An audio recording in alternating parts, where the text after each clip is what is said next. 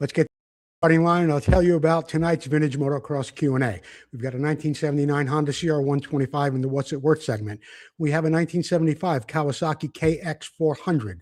Roy returns with part 2 of how to maintain your air filters. Also, Gordon McCaffer's here. We're going to be talking about magnesium welding. All that and much, much more coming up on Vintage Motocross Q&A. I'm Jerry Maddox. And I'm Ryder Maddox in sunny California. And you're watching Vintage Motocross Q&A, hosted by Joe Abbate.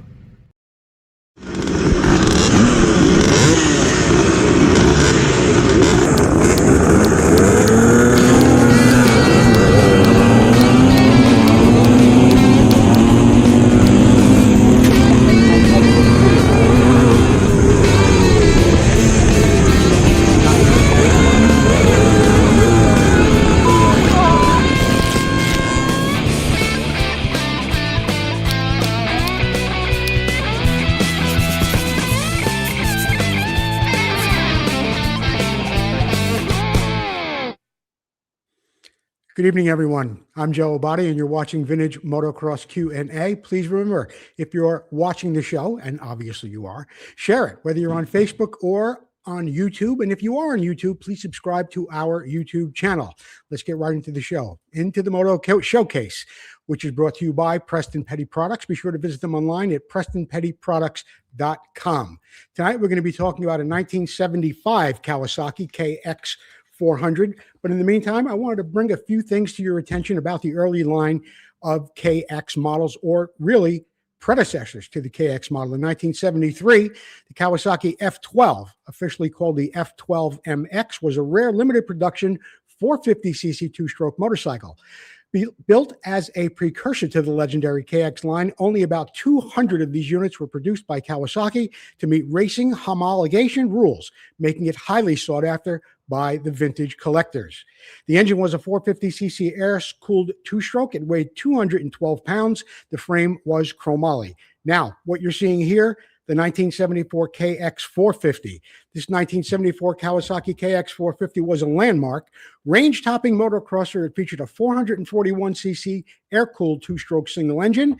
It's produced a heroic power and weighed just 221 pounds. It featured a 5-speed transmission along with iconic green plastic fenders in the early fuel tank. Now, according to this write-up that I just read for you, it did not come with green fenders. It came with white ones. Okay, so I just wanted to make that clear before we continued on. And of course, the F12MX, that bike homologated to become a production bike. What does homologation mean? It means it has to be 200 of them built to make sure they meet safety requirements if they're going to be released to the public. So 200 of these bikes, chromoly frame, about 10 pounds lighter than the 1974 450 KX Kawasaki. Now, let's get on to with other bike I have here in the Moto Showcase tonight, and I'll tell you a little bit more about that as well. This is a 1975 Kawasaki KX400 that we restored here. The bike started off very, very complete, but in quite rough condition, as you could see it right here. But again, it did have the right pipe, the right tank, and some of the hard to find parts, including the side panels. Those were replaced, but the bike was complete other than that. Of course, the bike was taken down right to the bare frame. The cases were split. Everything was checked for tolerances, new bearings throughout, new seals, new spacers, whatever it needed, it got. The hardware was, of course, polished. Everything was prepped. Everything was done in a clear zinc. The seat pan got the full treatment. It was sandblasted. I had it powder coated, and we replaced the seat foam as well. The hubs were also bead blasted. They were painted properly. The spokes were replaced with Buchanan stainless steel. Here's a real nice shot of the engine once it was put back together, and it really shows well as far as the Kickstarter and some of the plated parts. Every part on this motorcycle is original, with the exception of the rear sprocket and chain, all the plastic and rubber. Everything else, of course, the engine bearings and things inside there, those were all replaced as well. I think we did put a rod kit in it. So that is our Moto Showcase bike for this week. And if you'd like to have your bike here on Vintage Motocross Q&A, we'd be happy to have it. I do often put up a flyer on Facebook telling you that we need your questions and we need your bikes. So please keep that in mind, and we'll have some nice prizes for you. Speaking of prizes, Susie, Hi, how you doing there tonight? I'm good. Tell us what we got as far as some giveaways go. I think for trivia we have a poster, Mm-hmm. and for what's it worth, I think I'm going to give some Amsoil swag, and the same for viewer appreciation, some Amsoil swag tonight. So there'll be viewer appreciation, a lot of Amsoil stuff. I know we have a lot of Amsoil stuff from Russell Waters. So thank you for that. And there's a new poster actually that we have tonight that we're going to be giving away during the trivia test, and or contest rather. Not really. Well, tonight it is kind of a test when you hear the questions, okay? But we'll be talking about that in a little while. Right now, let's get back to the show. We have Roy with a 3-part segment on oil filter maintenance. And last week we had part 1 on. Tonight we're going to have part 2. I did put the standalone, or I will put the standalone video of this in its entirety on the page. But right now, let's see what Roy's got up in part 2 of his oil filter maintenance. Roy, what do you got, brother?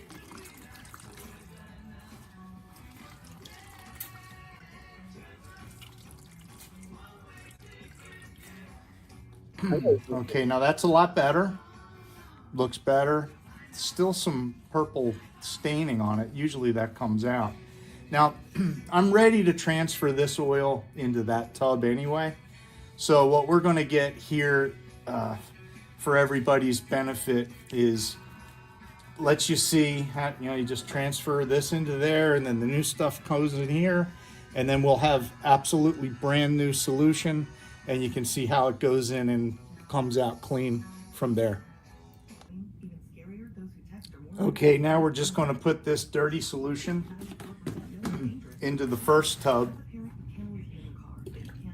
and then that helps thin out that diluted oil cleaner, which will help in the future. And then we have to give this tub a good cleaning, and then we're ready to put the fresh stuff in.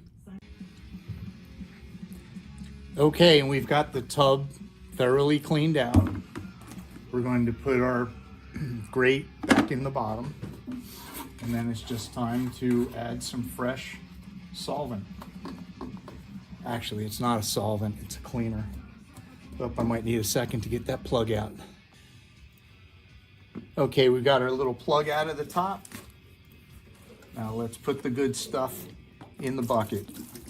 And I want to reiterate, you must use products that are dedicated for cleaning air filters. If you think you can save a couple bucks by using gasoline or kerosene to do this, you're fooling yourself.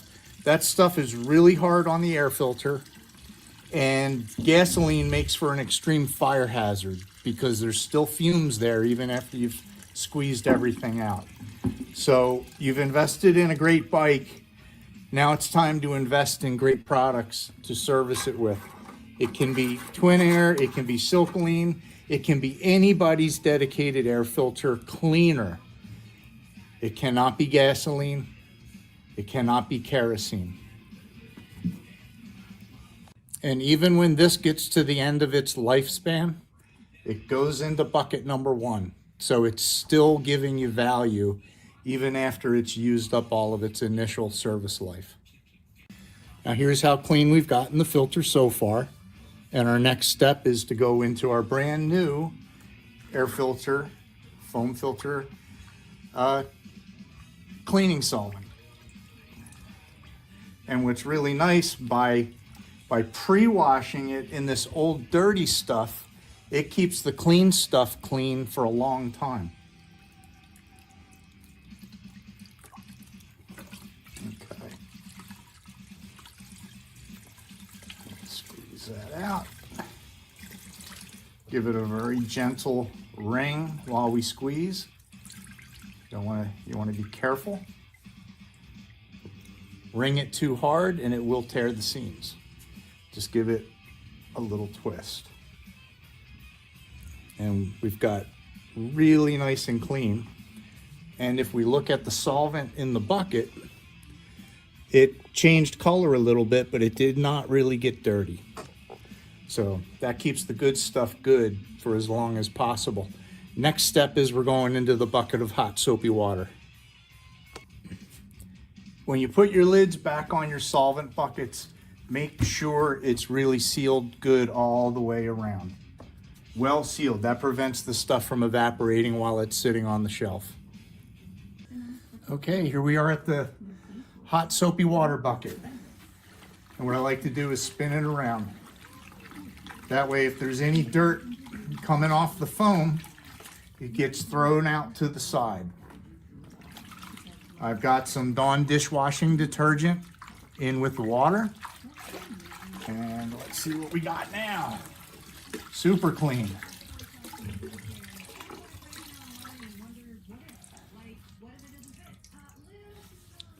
And with that, we've got a perfectly clean air filter. And once this has had adequate time to completely dry, next step is how to oil it. Now, because we used hot soapy water, you can even see steam rising off the filter, which also helps make it dry a little bit faster. If you happen to be in a hurry, and who isn't, something you can do. I mean, ideally, you'll sit this out in the sun on a nice sunny day with a little breeze blowing. They dry in like a half hour. But we're overcast and kind of rainy here today, so I'm going to wrap it in a paper towel and then give it a little more squeezing with the paper towel wrapped around it.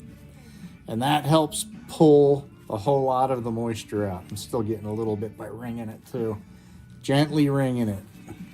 So that helps us get even more moisture out of it so it'll dry faster.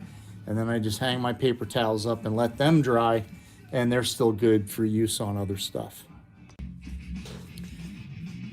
Okay, we're almost at the part now where we get to put oil on the air filter. Before I do that, I want to talk about no-toil air filter oil. I got no problem with them. I don't use their stuff. There is some simplicity that goes along with using their products that you don't have to deal with petroleum-based products. Theirs is water-based. This is petroleum-based. This is where I'm going to stay. It's the way I've been doing it since 1977. So if you want to use no-toil, that's fine. And you can adapt all of the techniques that I've talked about here. You just have to use their cleaners and their oil. It's ever so slightly different the way you handle that stuff, but you're going to want to do exactly what we're doing here, which is going to be submerging the filter completely in their oil. Okay, as we oil this filter, I'm going to go through a problem, reaction, solution that I almost guarantee you've never even thought of, and I'm certain nobody has ever talked to you about them. I should add, over the years, I know I have educated face-to-face over 500 people on how to clean air filters. I've done this through in-store promotions. I've done it at on-site motocross schools. I've done it out of my home. I've probably over 1,000 times I've educated people on how to service an air cleaner. And the tragedy is I always get more air cleaners coming my way that have been improperly serviced, that have a problem like the bike right behind me. So here's something about petroleum-based air filter oils. If they are left out in the atmosphere, the petroleum distillates can evaporate out of solution. And then you end up with an air filter oil that's relatively thick, and it's very hard to squeeze out of the foam. We don't want to leave it that way, and there's a way that we can treat it. And before we add some petroleum distillates back into this solution, I want to cover a little bit about foam air filters in general. The ones that we're working with are open pore, polyester-based polyethylene foam, which is generally known for its resistance to many solvents, especially when compared to polyether-based foams, making it suitable for applications involving dry cleaning, adhesives, and oil filtration. There are some solvents that are considered safe for cleaning this polyester-based polyurethane foam. Of course, soap and water is safe. Isopropyl alcohol can often be used. Of course, the best choice is a dedicated petroleum-based solvent. You can also use dry cleaning solvents, but I guarantee you don't have them. And you can dilute acids and alkalis, but that's way more complicated than you want to get into. So it's always best, make sure you're using something that is dedicated to and designed for air filters. Solvents to avoid: gasoline or petrol, diesel fuel, kerosene, benzene, ethanol, and chloroform, and methylated spirits. All right. We will be back with the conclusion of Roy and his oil filter maintenance. And that was really some great information right there, Roy. We'll be back in just a moment with Gordon McCaffer trivia coming up in just a little bit. Stay tuned for more Vintage Motocross Q&A. I'm Dave Arnold. You're watching Vintage Motocross Q&A with Joe Abbate. We'll be right back.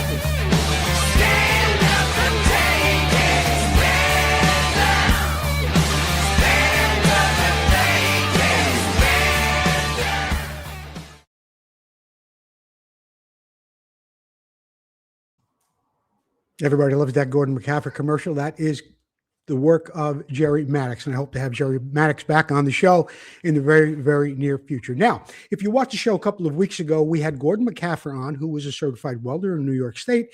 He builds those great stands, but he's a much more talented guy than just building stands. We talked about aluminum welding. I did a standalone segment on that. You could see it on the Vintage Motocross Q&A page. Now we're going to be talking about magnesium welding. And while some of your cases are magnesium, your hubs are, but you wouldn't weld a hub. I wouldn't think you would. And of course, you have sometimes lower fork legs are magnesium and brake plates. Either way, Gordon's got a great little thing that he put together here, or we put together, and it's about how he had to weld a set of magnesium cases for a Husqvarna. So let's bring Gordon in. This is a little lengthy. I'm not going to run it all here, and maybe we'll do a little bit next week too, but I will post it on the page, standalone, so you'll be able to see. Gordon McCaffer Welding is joining me again this week, and we're going to be talking about magnesium welding. Gordon, thanks for joining me tonight. Thanks, Joe. Appreciate it. You're welcome very, very much. It was a very interesting segment the last time you were on about welding a set of aluminum cases for a Honda CR125. This time we get into a little bit something different, and we've got a set of magnesium cases for Husqvarna. Is this the way you got the case when it was sent to you? Yes. Yep. It came just like that. It doesn't. It appears that the crack is pretty clean. In fact, the piece isn't even broken off. That's right. The person that sent it to me, they cleaned the paint off the outside. Okay. And if you show the picture of the inside, you can see the JB weld is still in there. And yeah. So anytime you're going to weld something, somebody tried to fix it with JB weld. Yeah. You got to remove all that before you try to weld it. Even though I did the welding on the outside, I still want the inside to be clean before I try to weld it. Okay. Now I'm going to ask a question here. In this area, is there oil up there? That is the top of the case. Yes. So like if the bike was just sitting there, there would not be oil there because I believe that's the top. Okay. But but is oil in that area of? Well, wait a minute. Well, wait a minute. We have other pictures here. So Yeah. yes, the oil does get up there. I guess my question is, and if you could just take us down this road just a second. Mhm. It's magnesium. There's oil inside there. How sticky? I don't mean sticky, of course, but Yeah. how sticky do things get in the process of welding magnesium that is exposed to oil? Well, that's a problem. Okay. One thing that I noticed on this Husqvarna case is that they paint the inside of the case. I see that. Which I really wasn't aware of. I think the last Husqvarna case I welded was a 250 mag from, the mid 70s. And Okay. I don't remember, but that was broken more in the crankshaft area. And I can't remember if that was painted on the inside, but generally speaking, most engine cases I don't think are painted on the inside. And if it's holding oil, Yeah. that will soak into the magnesium, and it does, especially where the crack is. No. Right. Yeah. I mean, it does present a problem welding magnesium that has been oil soaked. Like I've done like, YZ250 and RM clutch covers, and they really, the preparation is the big thing, Joe. You got to clean it the best you can. There's different things you can do to get the oil out. You can heat it up a little bit, maybe with a propane torch, and try to burn some of it out. All right. Well, it sounds like a topic. I mean, it sounds like an involved topic, and we could come back and revisit that at some point. Yep. But you have your work cut out for you here. You have your Dremel tool, not Dremel, but it's an air die grinder. Air die grinder, and you want to get all that epoxy out of there. What we're looking at here, obviously, we see a gap right there, just about the 3-inch mark on the bottom, to where I guess that's where the original impact was. I don't know exactly what caused that to break. I don't know if that's true too, because it's on top of the engine. Yeah, I don't know if something let loose inside there and whacked that from the inside. But one thing I just want to mention is that air tool that we had pictured there. The stainless, or the brush on that, is stainless steel. Okay, and this is very important when you're doing any prep work on aluminum or magnesium. They are soft metals, okay, and you don't want to contaminate the base metal, what we call in welding the base metal. You don't want to contaminate that, because it's going to make it weld dirty. So anything I'm prepping with, if it's aluminum or magnesium, same deal. I only use stainless steel wire brushes, and they are not cheap. Like that little brush right there was like $14, and I used 2 of them on there to get all that JB weld out of there. Gordon, I learned something here, and I've never had my welder, Daryl Dickerson. I've never had him complain. But there are a lot of gas tanks that I do that have JB weld around the front, around the back, and sometimes there are access holes that I have to reshape a little bit in the tunnel. And I'm always going to be more. I've never had a complaint from him, but that doesn't mean he may not have had a problem with it, because sometimes I see him in there cleaning it up too when he's getting ready to weld it. But that's a really excellent point for anybody working on aluminum or magnesium. If they're going to be using a brush like that, it should be a stainless steel brush. Yep. Carbon steel brushes will contaminate aluminum. Okay. Yep. Now, this is where you've got it all cleaned up and nice and tidy. Yep. That's after removing the JB weld. Okay. And in our next picture, you've this thing's going to have lunch with Mr. Die Grinder, by the way it looks. Yeah. So, why is there a hole up there, Gordon? There's a hole at the end of that well. Right. So I always take a center punch and a ball peen hammer, and I always, prick punch or center punch the end of the crack. I look very, very, very closely, to find the exact end of that crack. I center punch it, and I drill a hole. stops the crack from spreading. It terminates it right there. And then what I did after drilling that was I took that air tool right there with that. That's an aluminum burr. You want to make sure you use an aluminum burr, not one that's made for steel, because one that's made for steel, the splines are a lot closer and it'll just load up with aluminum or magnesium because it's a soft metal. But that's a very aggressive tool. It removes metal really fast. You got to be careful using that. But what I did there was I just beveled out the crack, you know, from start to finish. And that's just to aid in giving the weld some penetration into the metal. Okay. And this is the shot from, wait a minute now. So this must be before. Yeah, that's where I drilled it. Yeah. Yeah. Can see the hole there. And you don't need to drill a huge hole. No. You know, like you know, 1/8 of an inch probably at the most, you know. Okay. Just to end that crack right there. So now it's not that it becomes more complicated, but you did have a little bit of a situation here to where the part is not completely broken off. Therefore, you have to bring that part back down into its natural position, and you've done it. Yeah, it kind of the part where the crack was, it kind of sprung up a little bit. And I didn't want to weld it back in the wrong position. Right. Because, you know, the other factor I was thinking was there's a side cover that has to go on there. And I need the screw holes to line up from the side cover to the center case. So I wanted to kind of make sure I tried to put it back the way it was. It's a gasket surface too. It's a gasket surface. Yes. Yep. Okay. I wanted it back the way it was. And I think that clamp did it. Now here we are all buttoned up. Yep. So that is after welding. Okay. Now, one thing I want to point out, and this is a good welding rule. We'll say a rule of thumb. Okay. Okay. That's actually 2 welds. Okay.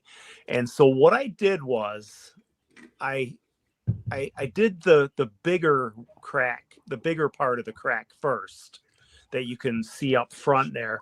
And I started where I drilled the hole. Okay.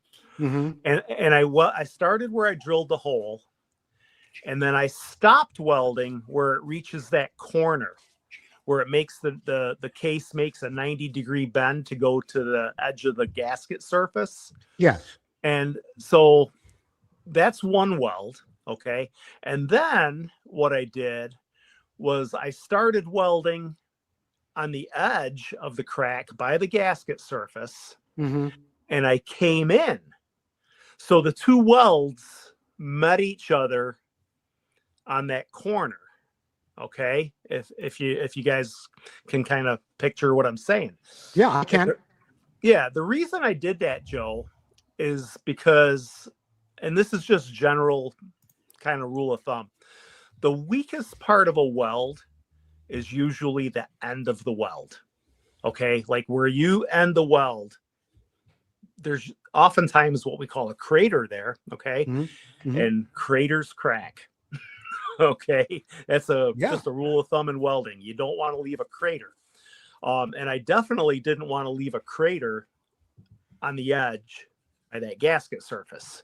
But that would be Gordon, the end. See, that you are the difference, or this explanation is truly the difference between a man who is a welder, and he may be a good one, and a guy who knows how to weld something pertaining to a magnesium engine case for a Husqvarna.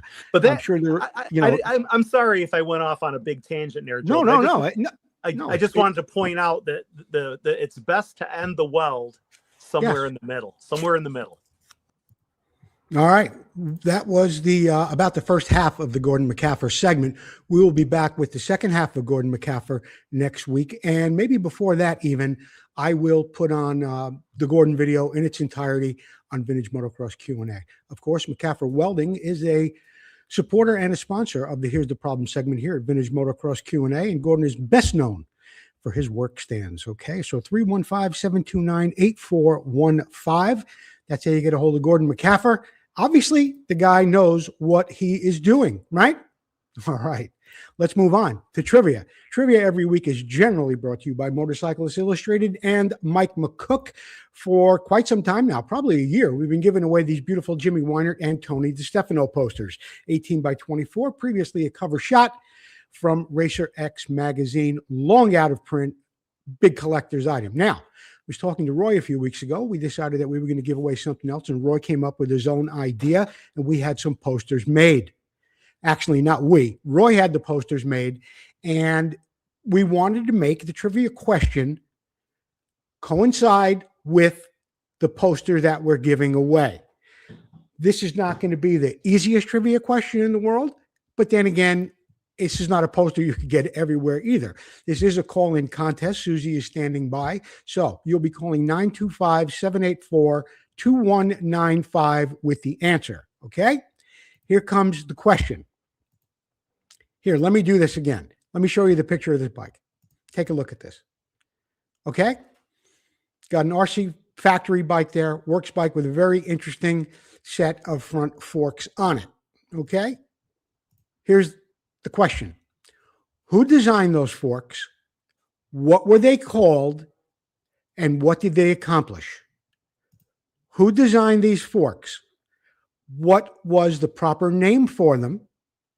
And what purpose did the forks serve?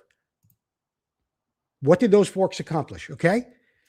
Dial 925-784-2195. We'll be back with the answer a little bit later. In the meantime, Susie will be waiting for your call, and we're going to hear from Dave's Classic Corner. Dave Boysen, a contributor of the show. Be sure to follow Dave on his personal page on Facebook. And Dave's got something a little bit different tonight. Generally, he comes in with a video about a specific bike. He talks about it, some of the good points, some of the bad points, some of the things that are difficult to do with the bike if you're in a spot of restoring it. But either way, Dave's got something a little bit interesting tonight, you Bultaco guys. This is Dave from AMS. I was in my shop this morning working on Bultaco stuff. Just wanted to start with those fenders to show you, like that Sherpa S right there. And I came across a front fender that's a Bultaco that was pretty smashed and pretty ruined. But I thought to myself, wow, I bet that front fender for the Sherpa S, like would have been on this bike here, with a high or a low bracket out like this. This is also on a Bandito Mark II. So I went ahead and I bought the fender. And what the fenders needs to look like is a smaller version than this NOS. Not an NOS, it's a repo. But there is what the unique Bultaco bend on the aluminum fenders looks like. And then nothing else looks like that. So you got to have that. So I got that Lobito last week, and I like anything I can use my belt sander on, my vices, my truing stands, my anvils, and my other associated body hammers. I'm always interested in trying to fix it. And so I saw the back fender laying in a pile, broken, or front fender, all bent up and everything. And I thought to myself, I'll bet you that fender could be repaired and be a rear fender for a small size tire Bultaco like that. But what I want to use it on is the Bultaco Sherpa 100, Sherpa S100.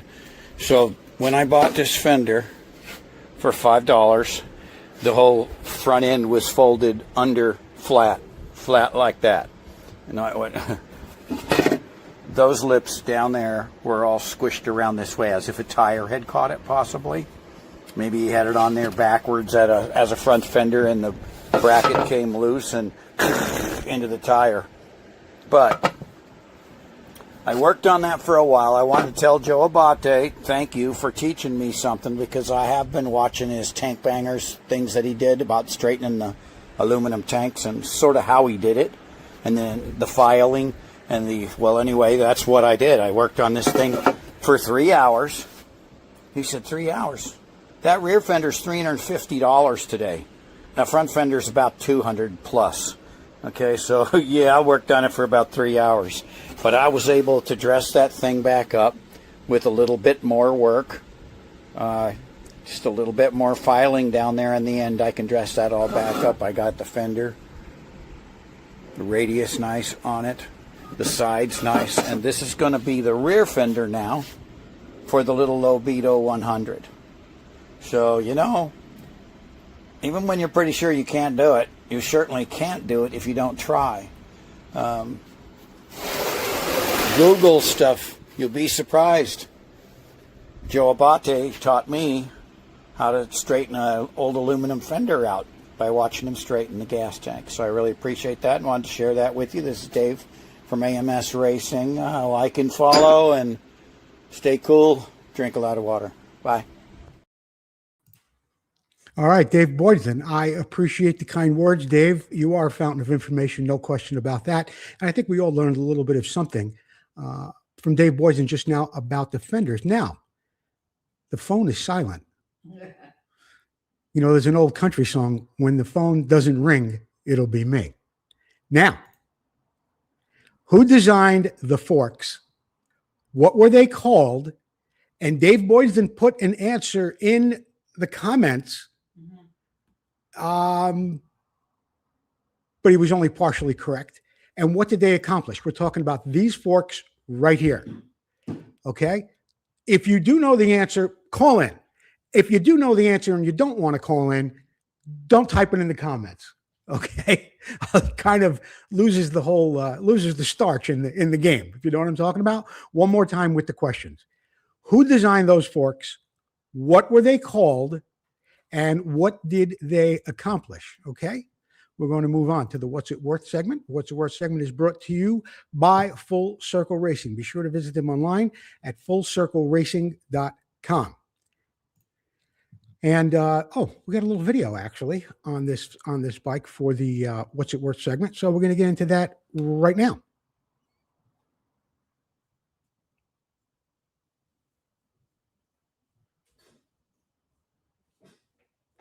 Aren't we?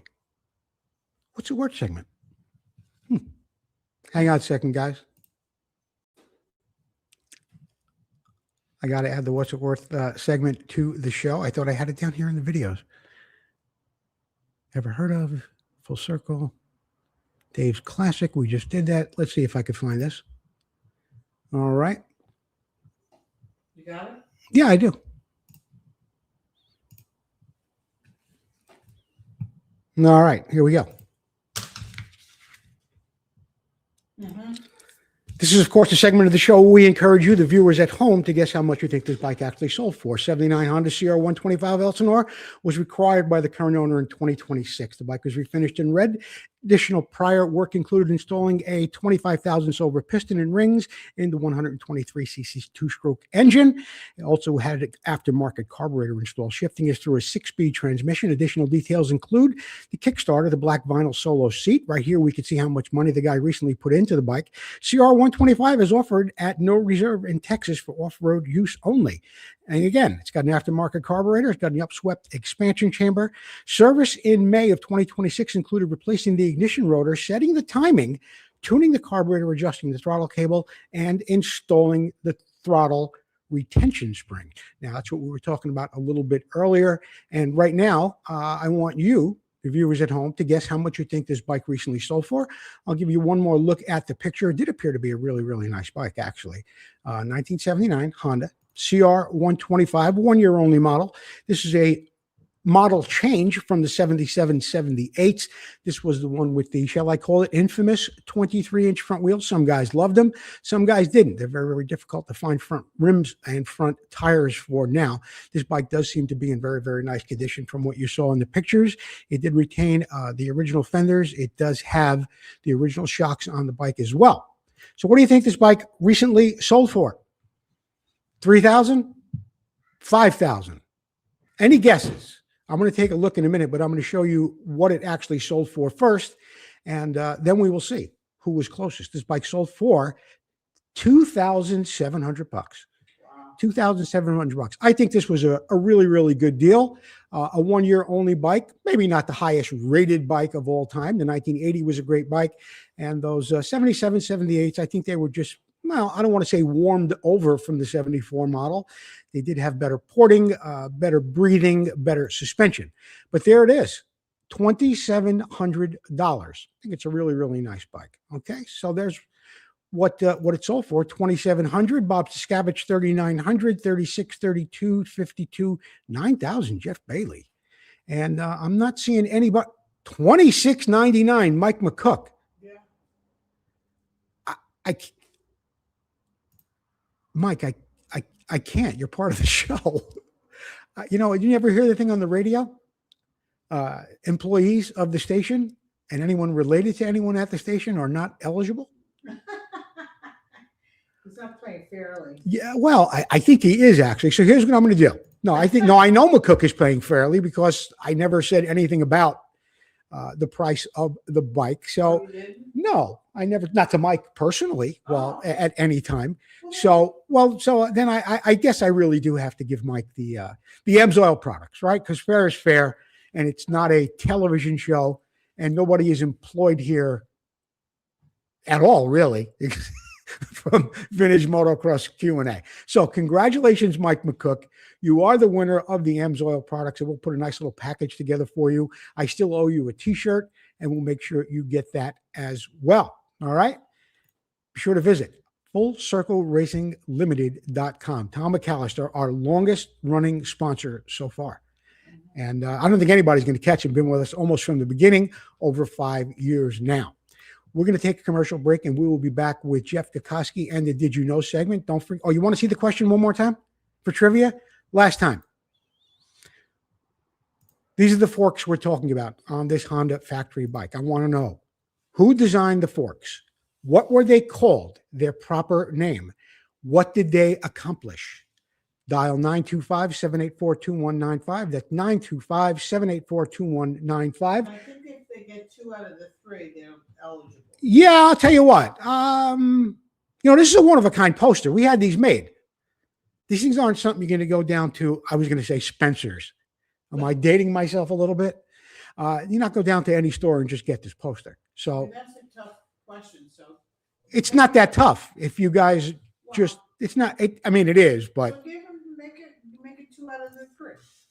2 out of 3? Yeah, you know what? Yeah, because the first, I'll go 2 out of 3. I'll go 2 out of 3. In the meantime, we're going to take a commercial break. We will be back with more Vintage Motocross Q&A. Hey, I'm Brad Lackey, and you're watching Vintage Motocross Q&A. Be right back.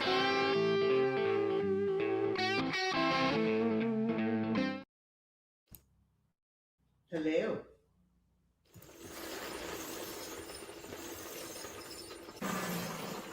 I get asked often, what's the most important thing on Clunker? Answer simple, it's me. That's why I use Full Circle Racing wheels prepped by Tom McAllister. So should you. Watch this and learn why.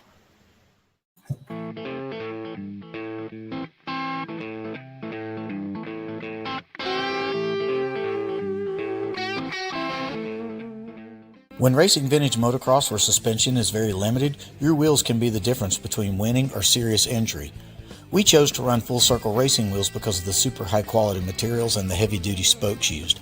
Prepped by Tom McAllister, I have the confidence on the track to push way harder through the rough stuff and the bigger jumps, knowing my wheels are going to stay under me. Hey, Clunker may be 50 years old, but his wheels are brand new, and yours should be too. Call Tom McAllister at Full Circle Racing today.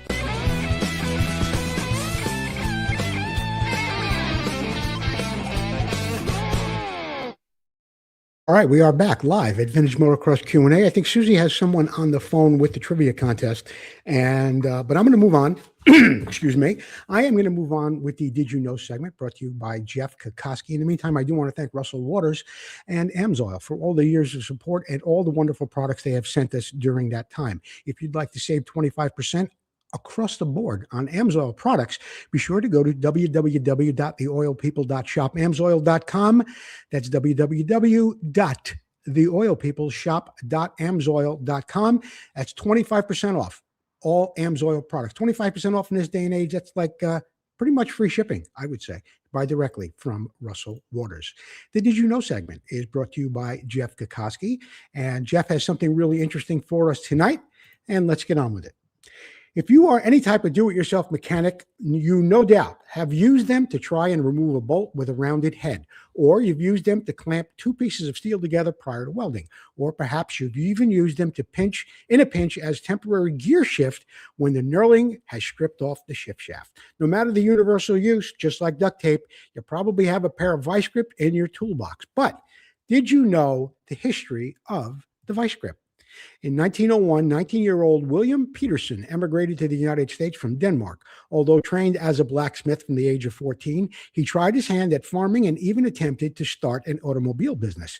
However, with little success in his ventures, Peterson eventually made his way to a small farming town of DeWitt, Nebraska, where he went back to his roots working as a blacksmith. At some point, he realized his job would be a lot easier if he had a set of pliers that would clamp down and hold a piece of metal as he was working on it in a vise-like grip. He undoubtedly had sets of pliers and a bench vise in his blacksmith shop, but the pliers couldn't be locked in place and the vise was hard to set up. It wasn't really portable. So he came up with the idea of combining the function of two tools. Peterson figured out that the screw mechanism in the handle of a set of modified pliers could adjust the opening of the jaws. He built several prototypes, first out of cardboard, then wood, before fabricating one out of metal in his forge. By 1921, Peterson was granted a U.S. patent for his first wrench with movable jaws. It functions more like a crescent wrench, except with the moving jaw was connected to the threaded rod inside of the handle. And you turn the rod with a wrench in order for it to clamp two pieces of steel together. Although it met Peterson's needs, it was cumbersome to use because it required two hands to set. It didn't have jaws like rotated like pliers do, nor did you have a famous locking mechanism that you once had. Now, not satisfied with his invention, Peterson set out to improve it. By 1924, he was granted another patent for a set of locking pliers that would serve as a foundation for the vice grip tool that we know today. This refined version still included a threaded rod in the handle that could be adjusted by opening the jaws, but he also incorporated what is called a bistable cam into the mechanism. Bistable cam. Okay.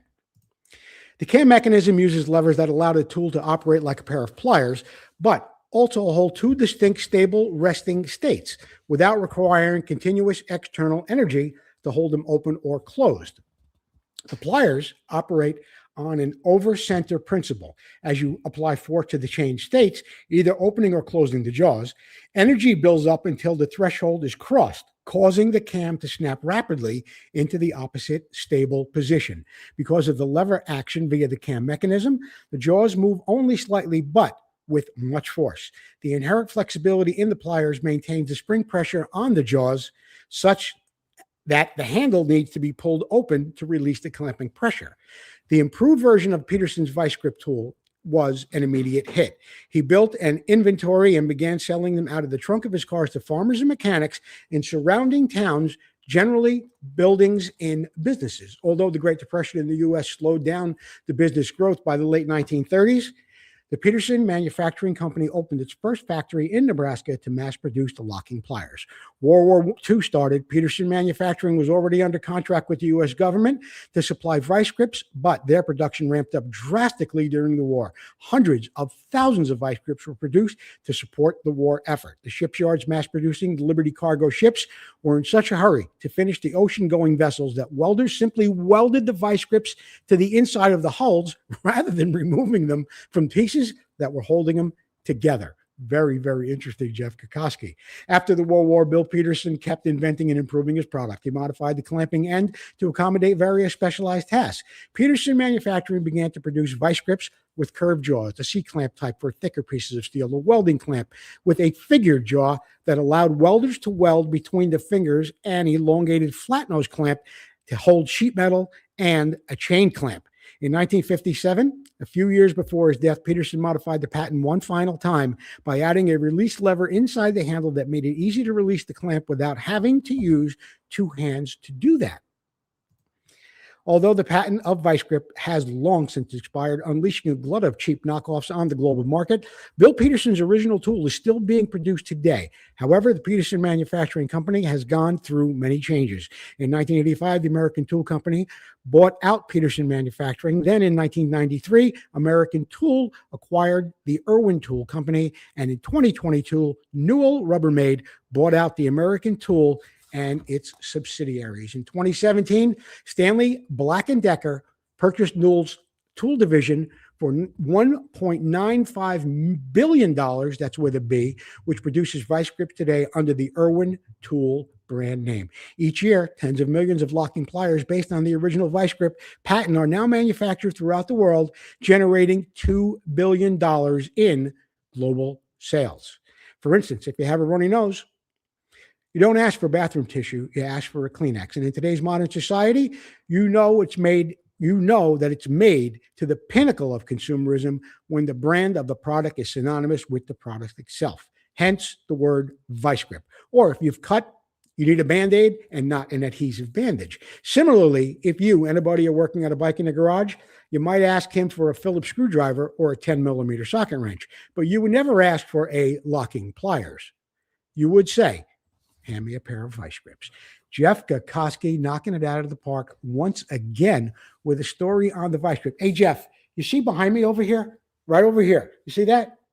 Remember you and I got into a little debate about the Swiss Army knife and how everyone's got one in their toolbox? I hung it up there. It's been up there for like 4 years, and you were correct. Jeff Gakoski.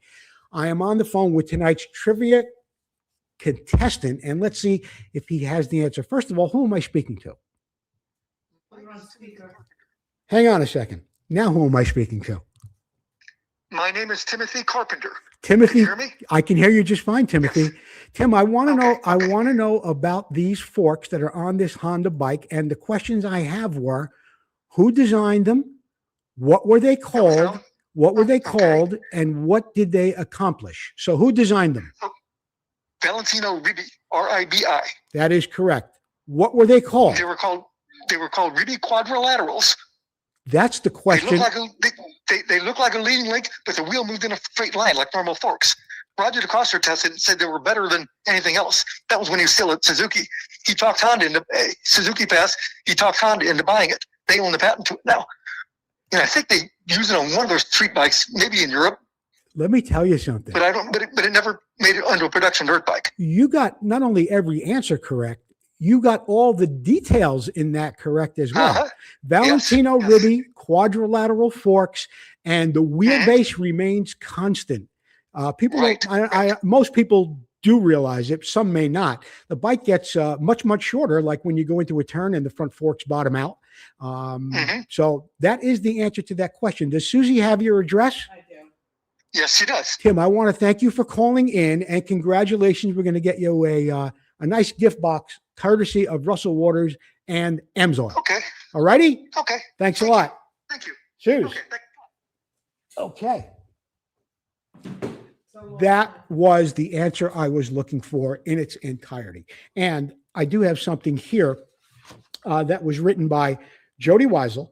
And I want to get to it because, well, I've got some pictures that go along with it. And Tim Carpenter really, really did answer that question in detail. Back in the late 70s, Valentino Ribbi was a young inventor with a love for motocross. Valentino was concerned about the effects of geometry change when the suspension of a motorcycle collapsed, and he thought he had a better idea. With the help of Roger DeCoster, who did the test riding, Valentino built a linkage front fork, used rear shock absorbers to handle suspension chores, a folding linkage a la leading link to trace the desired arc of the front wheel. DeCoster tested the fork and believed in it so much that he put it on his work Suzuki. He raced it in the 1979 500cc championships on those very forks. The fork was so much of a prototype that when DeCoster showed up at one of the first GPs, the chromoly fork wasn't even painted. After Roger left Team Suzuki, he moved to Team Honda. He encouraged Honda to pursue the development of the Ribbi quadrilateral forks, but they were a bit too complicated for Honda at that time, and Honda passed.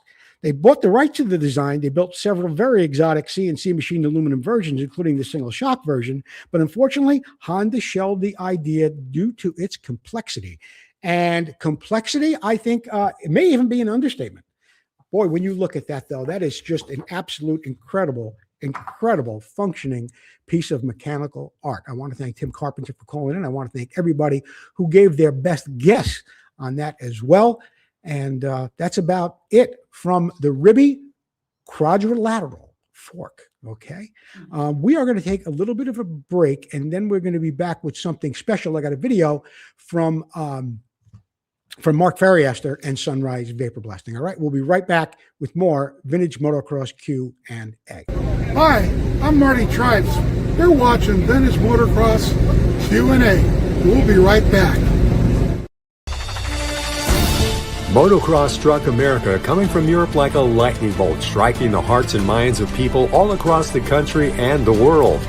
Battles of intense racing and cutting rivalries with loyalty to brands and heroes intensified as years of blood, sweat, and dirt flew through the minds of those memories of champions as they wrestled their machines through almost impossible tracks. But where are those past champions? And where are their bikes? Terry Good, an ex-pro motocross racer, has made it his life mission to honor these heroes and the bikes they rode to stardom.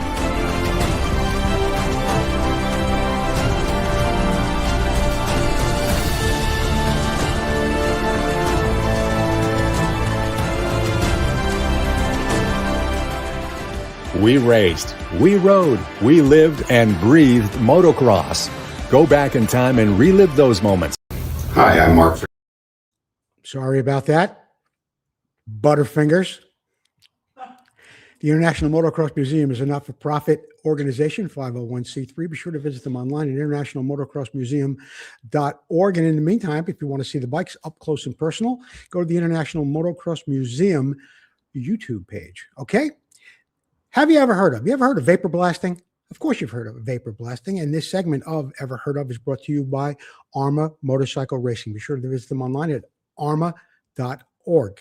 Now, for years, Mark Ferriester has been a supporter and a sponsor of the show, and he's also done a lot of work for me as well when it came to vapor blasting. So I asked Mark if he would put a couple of little clips of a videotape together, and he did that, and he sent them in, and we edited it, and we've got it here for you tonight. So you're going to get an up close and personal look at what it looks like inside a vapor blaster with Mark Ferriester. Hi, I'm Mark Ferrister, and my company is Sunrise Vapor Blasting, and today I'm going to show you the benefits of vapor blasting. This is the part we're going to put in the vapor blaster. It's been sitting on a shelf for 20 plus years. It's pretty stained and pretty bad. We'll see what the vapor blasting can do to this. Vapor blasting doesn't change the metal. It just cleans it and restores it back to the original condition. And we'll show you the process and the end result.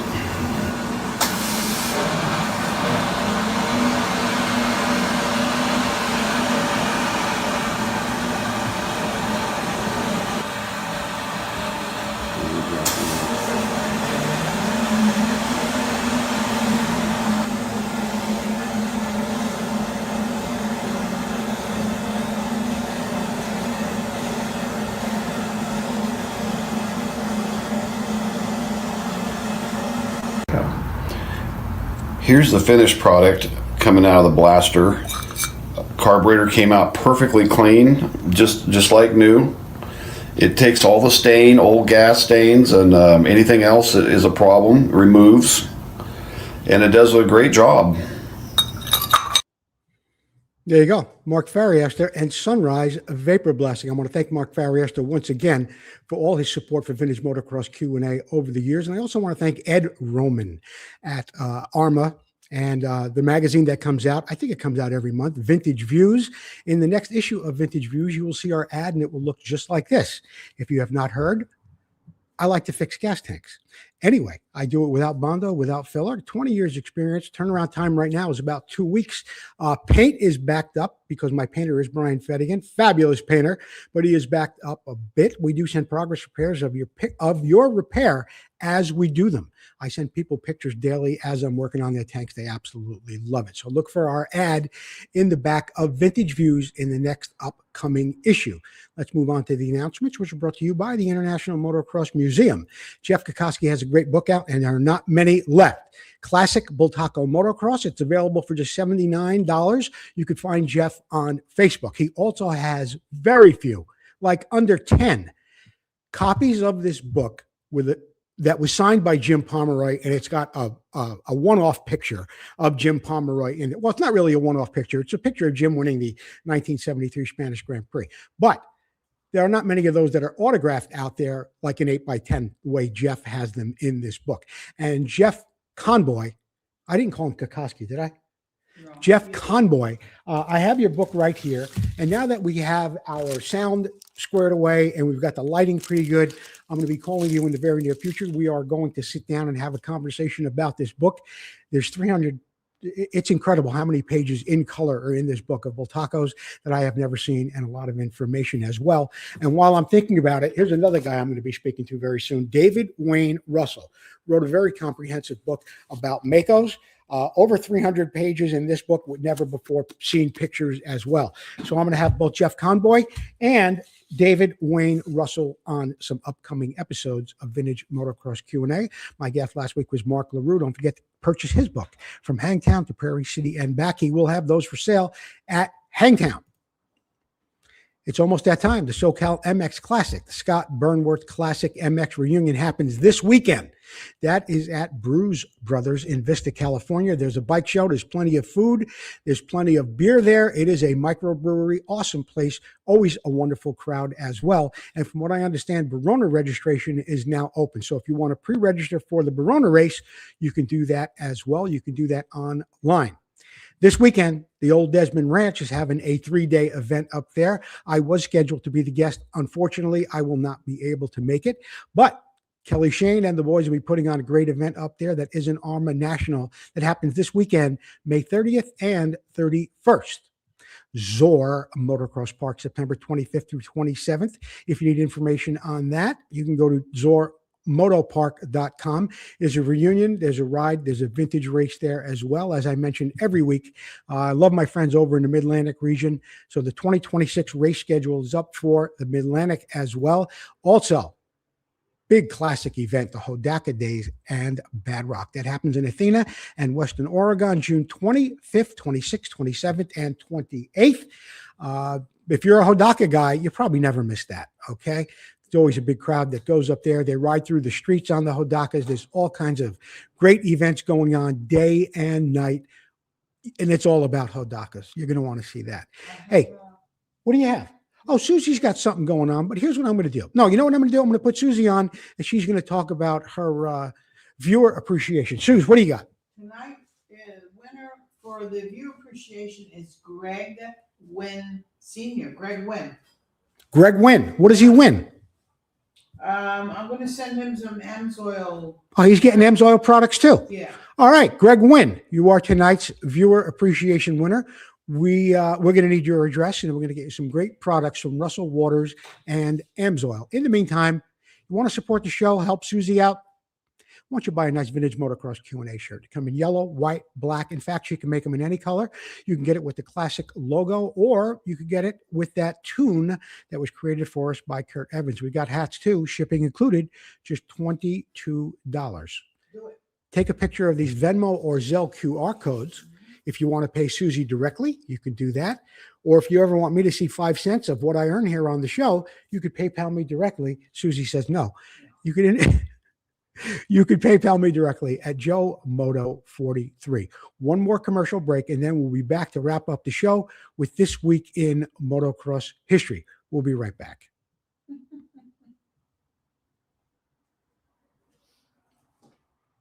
My head hurts. What commercial am I running? I did that commercial already, didn't I? That's it. No commercials. We did, we did them all. I did all the commercials. That's it.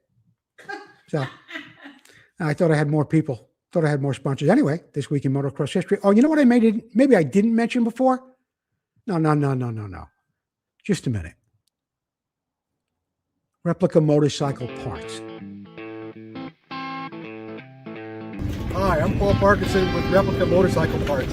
I'm sitting here with our test bike, which is ridden by Jerry Maddox. It carries the #1 plate in the U.S. go over a couple of the parts that we've got on here. We've got our ignition cover with the case saver built into it, so that when the chain comes off, you're not damaging your cases. Spacer, foot pegs. Jerry runs our air box. Seat brackets, keeps the seat on tight so he doesn't fall off when he's going over the whoops. And then on this side, Jerry runs a couple little things, a lot of little rubber parts on the bike, and that stuff are all done by us. And then down here we've got our brake pedal, which has got needle bearings in there, and then it's got a wider toe peg, so it gives them a real nice, clean, easy to use brake. And then this is our latest part. This is a CR250 type knuckle. In fact, Honda used them on the last versions of the MR175, and this is a real trick aluminum Kickstarter arm. So that gives them lightweight, strength, and reliability more than anything else.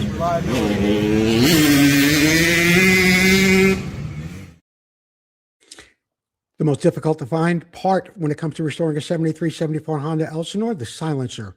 Paul Parkinson Sr. has one. It is an exact replica. When I tell you an exact replica, and it runs just $600. If you haven't been over to replicamotorcycleparts.com lately, get over there. They got some really cool stuff, including some new number plates and a few other really, really new and very, very useful products as well.